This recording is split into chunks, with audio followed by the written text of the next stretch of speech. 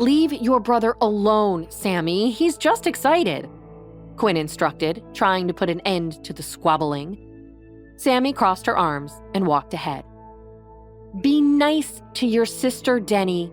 Starting at a new school is hard," Quinn whispered to Jake. "Yes, Mother," Jake murmured to Quinn. He ran to Sammy and put an arm around his sister. Sammy pretended to be mad, but Jake was too cute to ignore. "Come on, Sammy. Don't be mad at me, please." Jake pulled at her arm until Sammy dropped her arms. "You're so annoying." Sammy shoved Jake. "Yeah, but I'm your big brother, so you have to love me." Jake stuck out his tongue at her. Sammy stuck out her tongue too, but she smiled at Jake. The kids, however, failed to notice that they were about to run into Beatrice and Cheryl, loaded down with shopping bags. "Hey, watch it, kids!" Beatrice snarled at them. Cheryl turned up her nose at the children. "How rude!" "Kids, watch where you're going," Quinn yelled. "Apologize to the nice ladies now." "We're sorry, we weren't paying attention." Jake turned toward Beatrice, but Sammy pulled him away before he got a good look at her face. "Sorry." "Come on, Denny, the bell is going off. Classes are about to start." As the kids ran on ahead, the snippet of Jake's voice she'd heard stopped Beatrice in her tracks. She tried to get a better look at him, but the kids were rushing to school. "Sorry about them. They're just excited," Quinn explained to Beatrice before walking away. Beatrice shook her head. "I'm losing my mind. I can't even shop without that kid haunting me." Finally, Beatrice and her mother, Cheryl, made it to their destination. A sky-high tower block not far from the park, where the women were meeting their lawyer, Sid Feldman. "Tell us what was so urgent on the phone that we needed to rush over here." "I may have discovered something." Sid pulled out a folder from his desk. "Spit it out," Beatrice snapped. "We haven't got all day."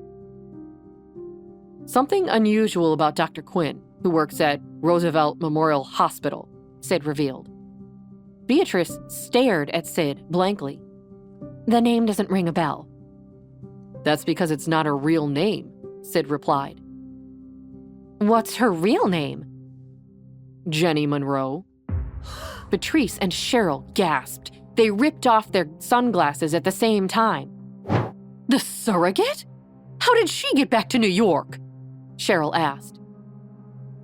"That's not what's important to me or to you right now.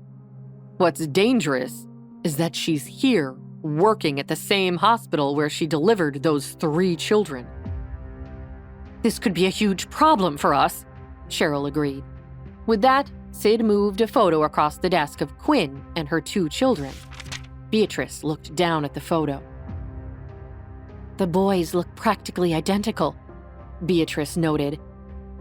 "It's almost uncanny how alike they are," Cheryl agreed. Beatrice thought back to the boy in the park, the brother and sister that had almost run straight into Beatrice and her mother, Cheryl, the girl that looked just like the one next to Quinn in this photo now. Beatrice stared at Quinn in the photo. Her eyes widened at the realization. "We have to keep the boys separate from one another," Beatrice demanded. "And from Fred," Cheryl added. Beatrice stood up suddenly. "Where are you going?" Cheryl asked, but Beatrice was already out the door. Later that afternoon, Beatrice stood by the entrance of the school she saw Quinn and her children walk into earlier that day. She had to know. She had to know if her hunch was correct. She was early, and the kids had just been released for the day. She waited for Jake, that spoiled, rotten kid, to come out. Then she saw him by the entrance. Beatrice smiled at a passing teacher and entered the courtyard. No one stopped her. She came up behind Jake with slow and measured steps. "Jake," she whispered.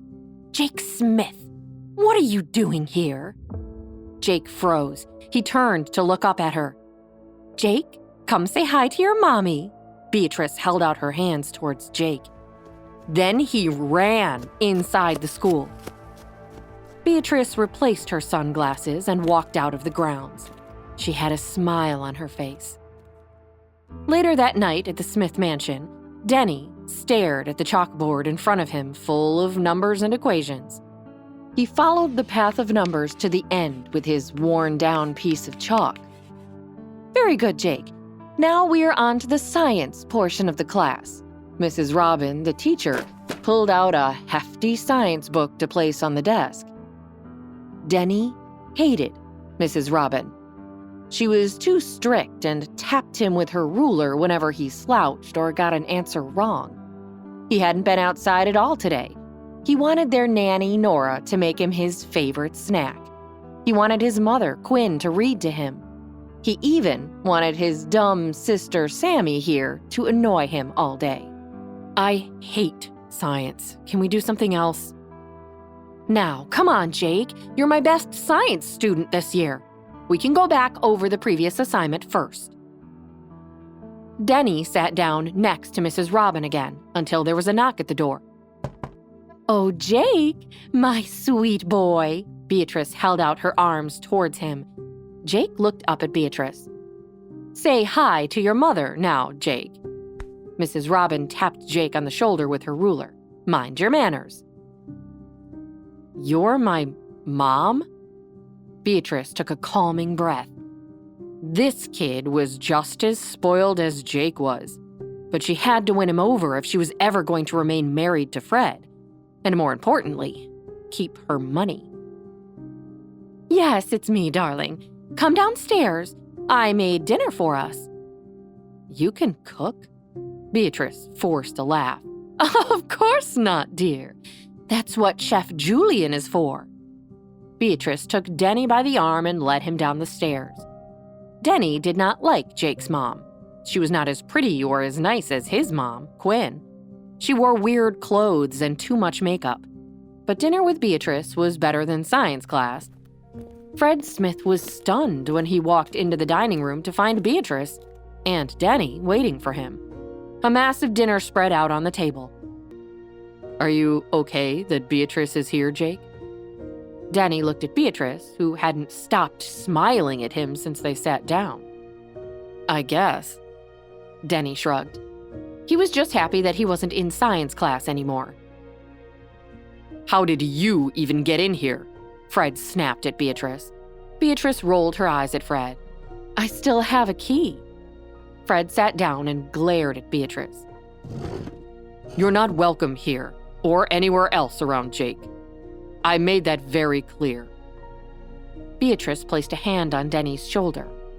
"Look, Fred, I've apologized to Jake. He's willing to give his mother another chance." "You didn't apologize to me," Denny blurted out as Beatrice's grip on his shoulder tightened. "Yes, I did, sweetie, but I can say it again."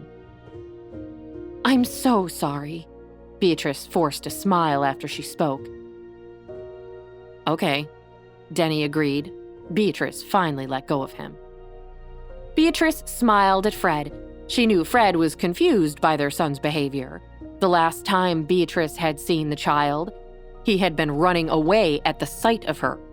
Now he seemed indifferent to her. Beatrice was determined to work this in her favor to get Fred back.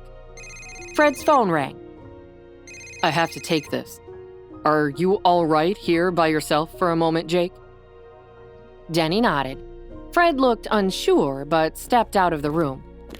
Beatrice leaned down to whisper into Denny's ear when Fred left the room. "I know who you are." Denny froze mid-bite. He looked at Beatrice in the eye. She held his eye contact. "You don't know anything," Denny denied. "I know you're not Jake Smith." Beatrice smirked at him. Hi, Quinn here, and if you're wondering what happens next, click on the link in the description to listen to the full audio series. You can also watch the next episode here in the playlist.